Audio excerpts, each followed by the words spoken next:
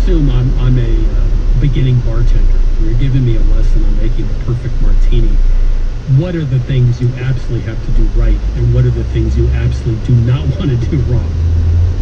I would say a couple things that are very important. One is to stir it a long time over ice to get that proper chill. You do want it to be cold, and you also want it to be diluted. This is a very strong drink, so you want it to spend a little time on the ice, because water, like every cocktail, is actually part of the recipe. Another thing I would stress that you should stir a martini as opposed to shake it.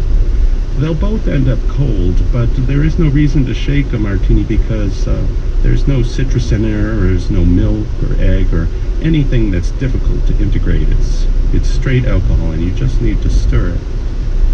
Let's do the history. So, the first time the recipe shows up is probably in 1880, something like Yes. that. But you have a wonderful chapter about lies, lies, and more lies about origin stories. Could you just take us through some of those fictitious origin stories? Sure. A couple of them have it being born on the West Coast. One says it was born in the town of Martinez. And a lot of people think that the martini evolved from a similar drink called the Martinez. And so the city of Martinez says this is how this happened.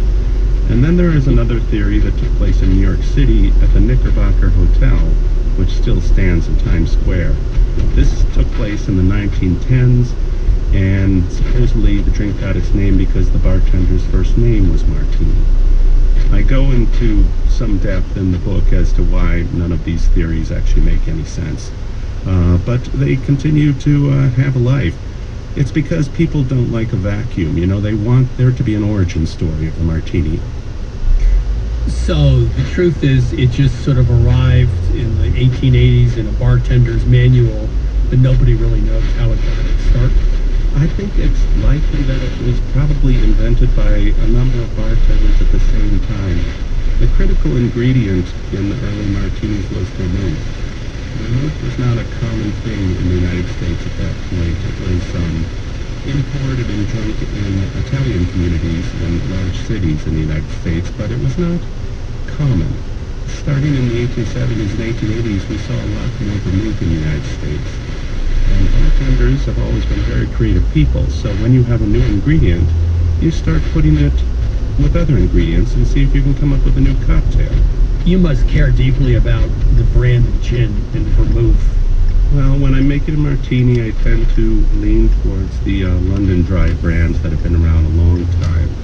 Labels like Beefeater and Tanqueray and Plymouth Gin and Bombay Gin.